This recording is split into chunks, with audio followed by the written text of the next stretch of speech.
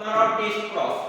तर taste cross आपण याच्यासाठी करतो की एक आपण प्लांट घेतलेला आहे आणि हे प्लांट आपल्याला टॉल दिसत आहे. याचा अर्थ फिनोटिपिकली प्लांट आपल्याला टॉल दिसत आहे. पण आता हे जे प्लांट आहे हे अननोन आहे. कसं अननोन आहे तर आपल्याला या प्लांटचे जीन माहित नाही. आपल्याला या प्लांटचे जीन माहित नाही. याचा अर्थ आपण या प्लांटचे काय आहे अननोन जीनोटाइप माहित आहे आपल्याला. अननोन जीनोटाइप याचा अर्थ फिनोटिपिकली आपल्याला प्लांट टॉल दिसत आहे. पण ते टॉल कशामुळे आहे त्याच्यामध्ये कुठल्या प्रकारचे जीन आहे हे आपल्याला माहित नाही. आता ते जे जीन आहे ते दोन प्रकारचे असू शकतात. एक तर कॅपिटल टी असू शकते किंवा कॅपिटल टी स्मॉल टी असू शकते. याचा अर्थ ती कंडिशन होमोझायगस टॉल असू शकते किंवा हेटेरोझायगस कंडिशन असू शकते. तर आपल्याला हे जे प्लांट आहे हे होमोझायगस टॉल आहे की हेटेरोझायगस आहे हे फाइंड आउट करण्यासाठी आपण टेस्ट क्रॉस करणार आहोत. आता टेस्ट क्रॉस करताना आपल्याला दोन केस कन्सिडर करावा लागतात. एक केस 1 केस 2. तर केस 1 मध्ये आपण जे प्लांट आहे ज्याचा आपल्याला जीनोटाइप फाइंड आउट करायचा आहे. याचा अर्थ अननोन प्लांट ज्या प्लांटचा आपल्याला जीनोटाइप फाइंड आउट करायचा आहे ते प्लांट घ्यायचं. आता ते प्लांट कोणतं असू शकते. एक तर होमोझायगस टॉल असू शकते म्हणजे होमोझायगस टॉल असू शकते. केस 2 मध्ये तेच प्लांट घेतलं जे की टॉल आहे ते सुद्धा अननोन जीनोटाइपचा आहे. आता अननोन जीनोटाइप कुठला असू शकतो हेटेरोझायगस असू शकतो. याचा अर्थ कॅपिटल टी स्मॉल टी असू शकतो. तर आपल्याला फाइंड आउट करण्यासाठी आता या दोन्ही केसला आपल्याला क्रॉस करावा लागते.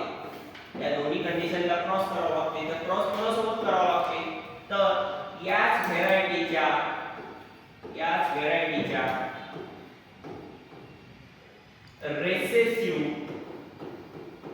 रेसेसिव्ह पॅरेंट सोबत आपल्याला याचा क्रॉस करावा लागेल. त्यावेळेस आपण अननोन जीनोटाइप फाइंड आउट करू शकू. तर रेसेसिव्ह काय असेल तर स्मॉल टी असेल. रेसेसिव्ह काय असेल स्मॉल टी असेल. तर आता या कंडिशन मध्ये आल्यानंतर आपण याचा पुनित स्क्वेअर तयार करून घेऊ.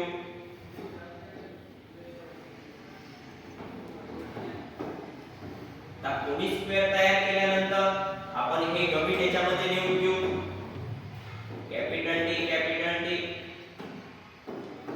स्मॉल टी यामध्ये एक रेसेसिव्ह पॅरेंट असेल एक अननोन असेल. सेम त्याचप्रमाणे केस 2 मध्ये पण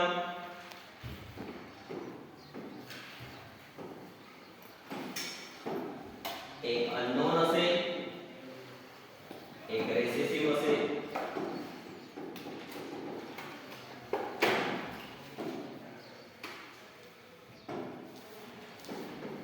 कॅपिटल टी स्मॉल टी आणि एक parent condition small T end small T. आता आपण याचे कमिट केले. आता क्रॉसिंग करून घेऊ. स्मॉल टी त्यानंतर कॅपिटल टी स्मॉल टी. बघा यामध्ये आता या कंडिशन मध्ये कॅपिटल टी आहे.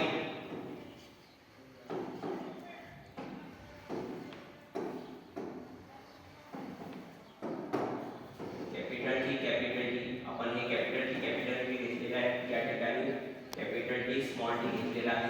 तर बघा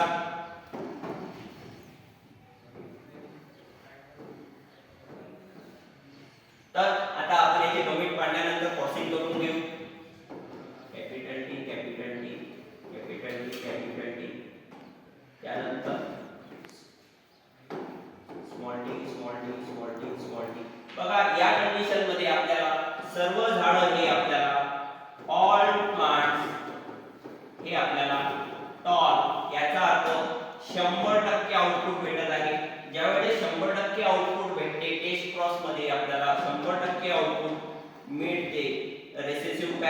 झाडासोबत क्रॉस केल्यानंतर आपण अननोन झाडाचं रिसेसिव्ह झाडासोबत ज्यावेळेस क्रॉस करतो त्यावेळेस आपल्याला सगळे जरी प्लांट टॉल मिळत असतील तर या कंडिशन मध्ये आपण हे कन्सिडर आपण अननोन जे जीनोटाइप आहे ते फाइंड आउट केलेलं आहे ते कंडिशन असेल कॅपिटल डी याचा अर्थ ते जे अननोन झाड आहे अननोन झाड असेल त्या अननोन झाडाचा जो जीनोटाइप असेल तो असेल होमोझायगस कंडिशन होमोझायगस जीन याचा अर्थ आपण त्या अननोन झाडाचा जीनोटाइप काढलेला आहे आणि अननोन जीनोटाइप असेल तो आपला होमोझायगस जीन तसंच जर आपण क्रॉस केल्यानंतर अननोन झाडाचं रेसिड्यू पॅरेंट सोबत क्रॉस केल्यानंतर आपल्याला जरा बघा या ठिकाणी 50% टॉल आणि 50% डॉग याचा अर्थ 50% टॉल आणि 50% डॉग कंडिशन मिळत असेल डॉग कंडिशन मिळत असेल तर ते जे अननोन झाड असेल